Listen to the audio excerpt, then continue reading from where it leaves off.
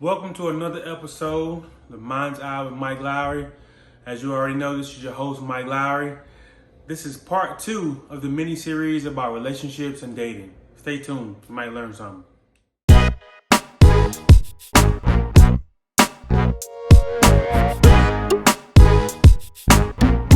So I'm curious to know, and maybe I'm taking the conversation in another direction.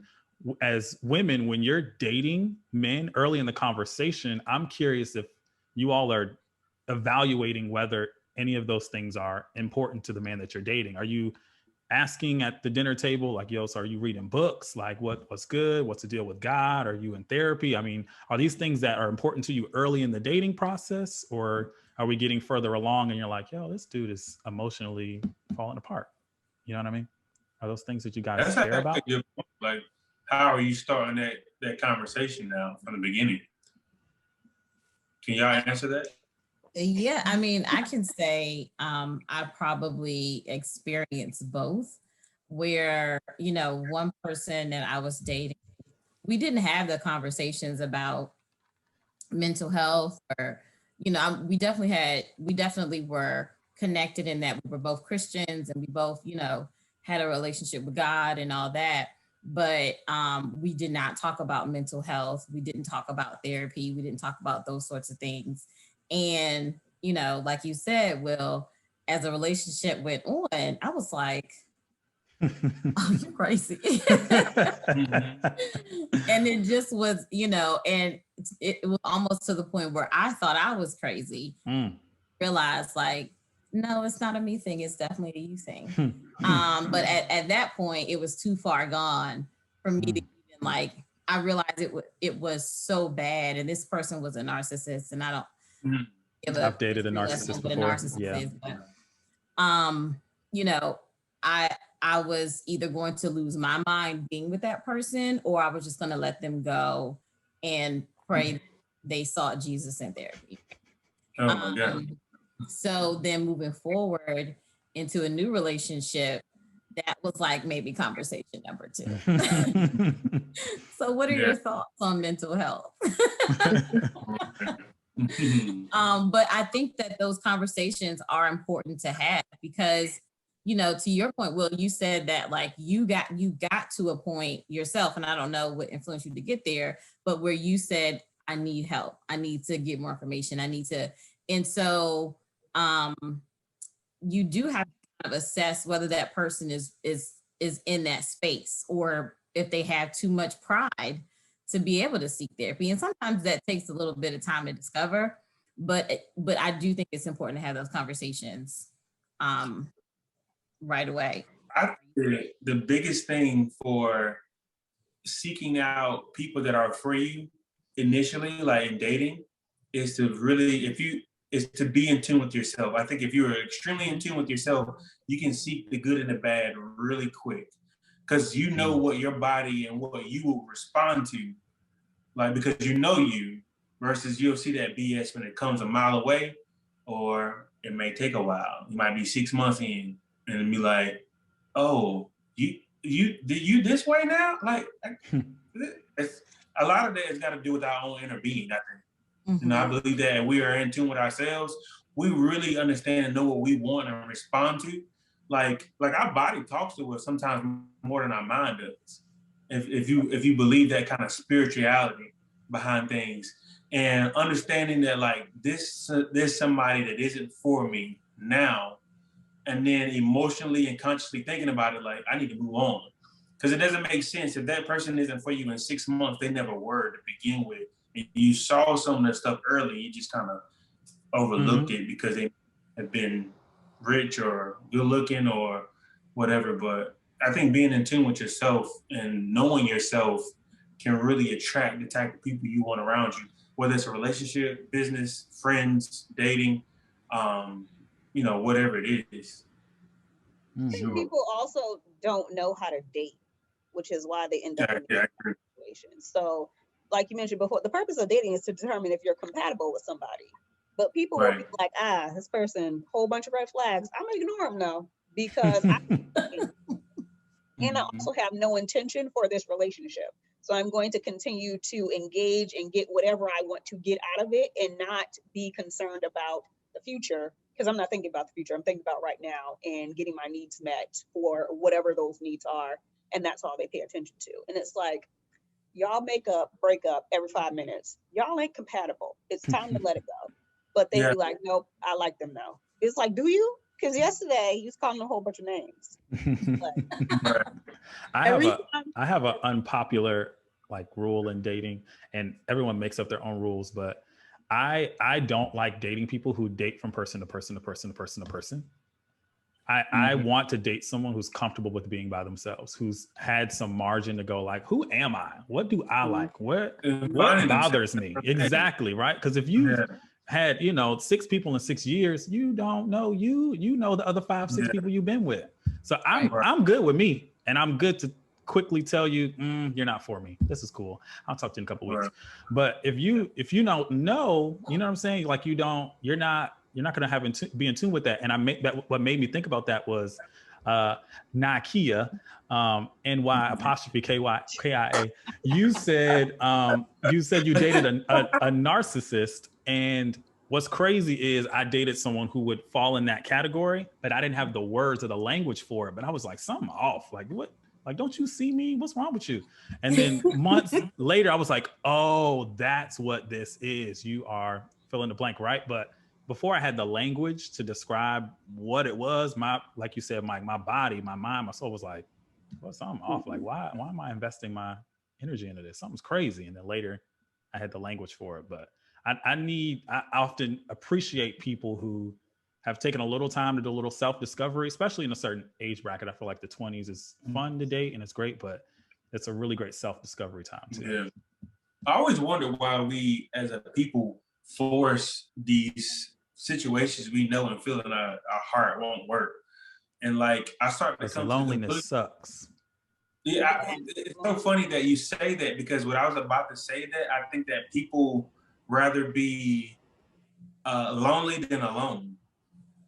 No, I'm sorry. They'd rather be miserable than be alone. Yeah, they'd rather have somebody physically there versus no one there at all, even though you're still lonely. You know what I mean? Like, people will do anything to have somebody. That's why I feel like in some situations people will put up with anything, like to be with somebody. Like I don't understand it. I've seen situations where people date, like the worst of the worst, and won't give a good guy a time in the world. So it's like there are men out there too that's going through the same situation that a lot of women are going through, which trying to find a good woman and trying to find a good situation, a wholesome, lady that cook at least 3 times a week. That's wholesome, 3 times a week. I mean, I'm just saying, at least. All right. Minimum. A minimum. A minimum. At least. However, bowl of cereal, Melinda. I'm gonna comment on this. I'm helping some people out there right now. 3 times. 3 times a week. They're like, oh, that's easy. I can do that 3 times. He's giving y'all the requirements. Y'all better pay attention to my class. Oh, y'all know. I think Melinda, go out the other 2 nights. I love, Melinda, when you said that people don't know how to date. And I remember, because I definitely did not know how to date.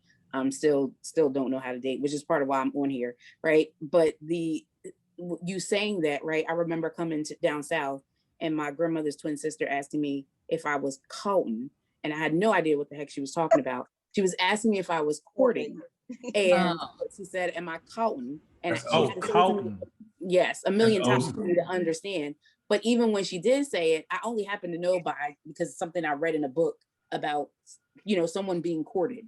Right, I realized what she was talking about, but no, in that modern time, which is not modern times now, in that modern time, which is not modern times now, even that understanding of like, there's a dating period, there's a courting period, right?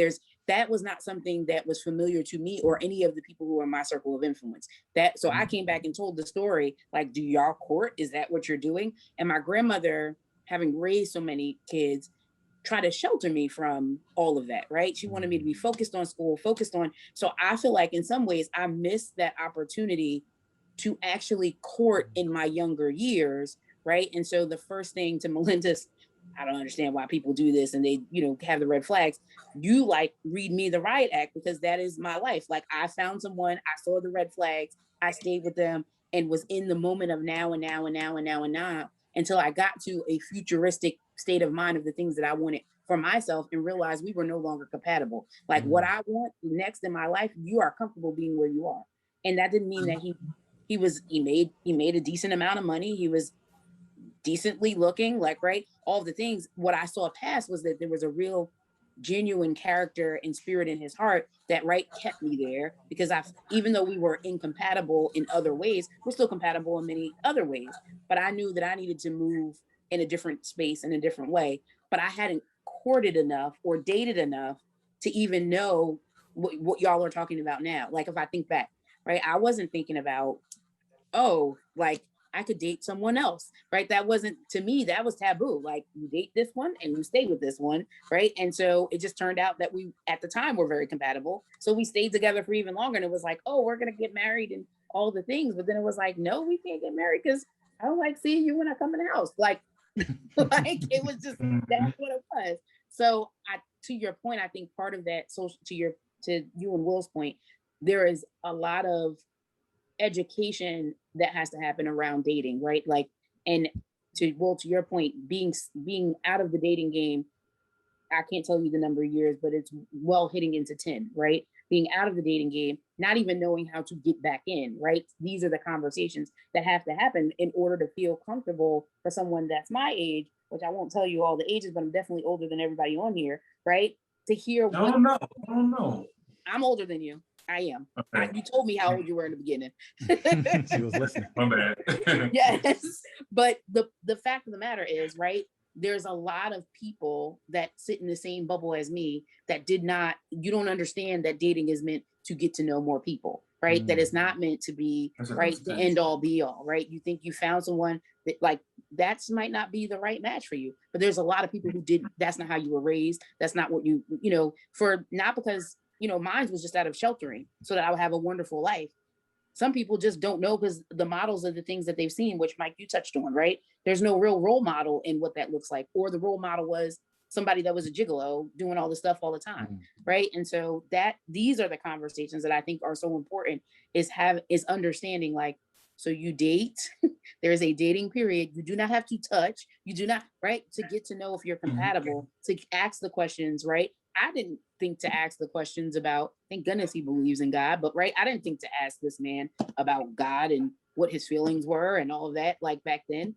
And would have to think about Nakia's testimony of the second conversation. I was like, so what do you think about mental health and what do you like, right? Like that helps me for when I need to go move forward, when I'm ready to move into a dating space.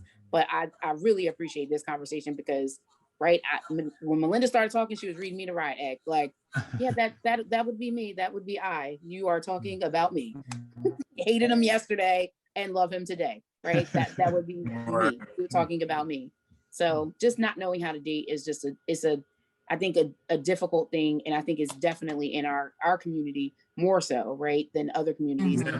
They go and have fun. Like I grew up in a white town. They go and they date, and they was with this person the other day, and the next day they was with this one, and they're all friends and dating. And I just thought that was weird. Like they can do that though.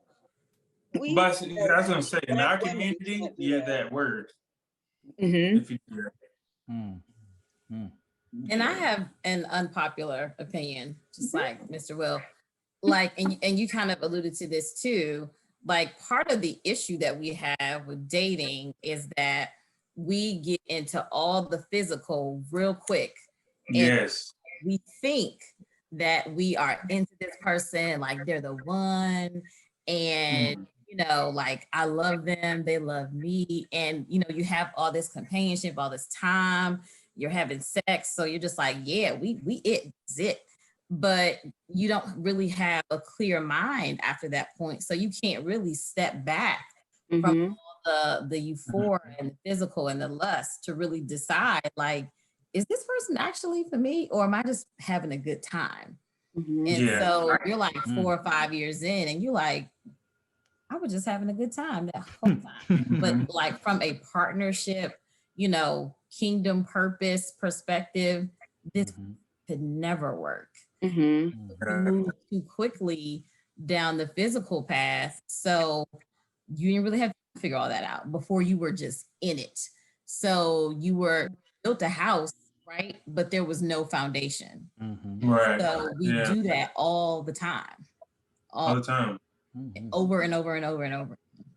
I think from the idea of compatibility, I think the two terms that stick out to me the most is that people confuse friction and chemistry. Like friction is a sense of like, I'm attracted to you. You know, we look good together. We're having fun.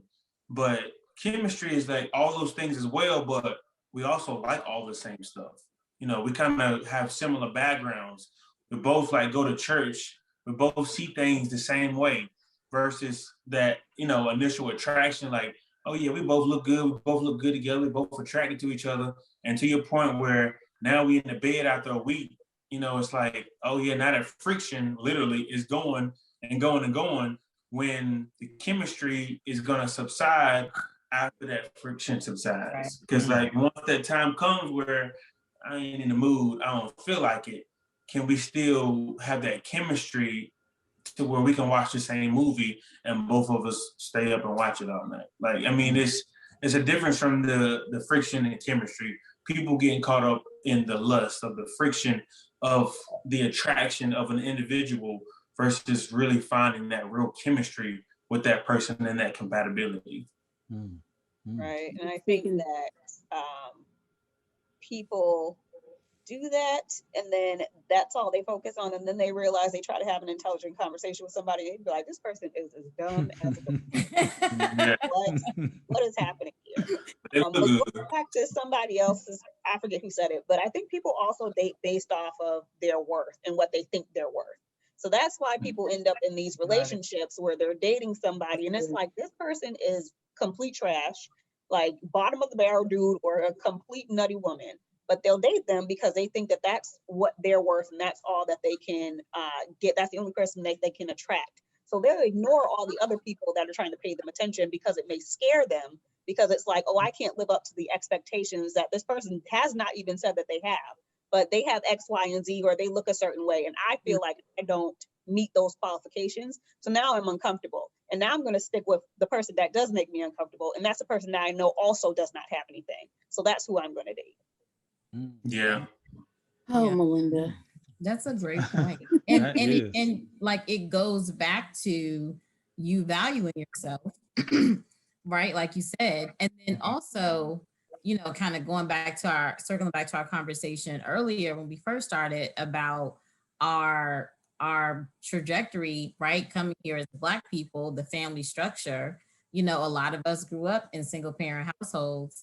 And so, you know, if you were, and moment of transparency, if you were that little girl sitting on the stoop waiting for your father who never showed up, that consciously tells you your value. And so then you grow up and that little girl sitting on the stoop is still there. Neurologically, somebody fix that. She's still inside of you. And so that translates to the value that you see that you know hold to yourself when you're dating men or when you're dating women. So we have to be, again, going back to mental health, we have to be aware of that so that we don't go and choose people based off of this little girl sitting on the stoop thinking that she's not important enough for her father to come pick her up. Yeah, I've seen so many ends of that perspective too. Like one perspective, the girl could like, you know, feel like she's never worthy or she's never enough based on like her atmosphere and where she's come from. Then I can also see how other people would pour so much into that person where now she feels like she's this superwoman and can't be told anything. Like nothing's ever good enough for her. Like there's no man that could ever like please her or what have you.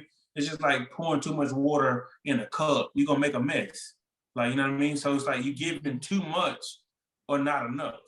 Where's the balance in the community where we can like, you know, pour into each other enough to grow and pass it down to the next generation and so forth? But yeah. That's true. That's good. Yes. That's good. I wanted to, I don't know where we're at with time, but I wanted to throw out a couple of quick questions that I don't, all right. I don't get the opportunity to throw out in a group of women and men often, especially those, you know, of the faith of Christian. I kind of want to hear people's perspective on these quick questions. And so I wanted to, I don't know if we had any other routes you wanted to take it, Mike, but I'm really curious. I wanted to touch on this. I think I know where you're going. Okay. No, I had a couple and, you know, we take it off or, you know, you don't want to use them, that's cool. Spit them out, Will. Okay. All right. Well, I had a couple. Number one, is having sex before marriage a deal breaker? That's what I want to know. So if you're dating someone and you are saying, I'm not having sex before marriage, and the dude is like, is it done? Or is it like, maybe we can make this work? Or is that incompatibility too far apart to make it work? Like, well, that concludes episode 2 of the mini series about relationship and dating. Do me a favor and don't forget to like, comment, subscribe. See you soon.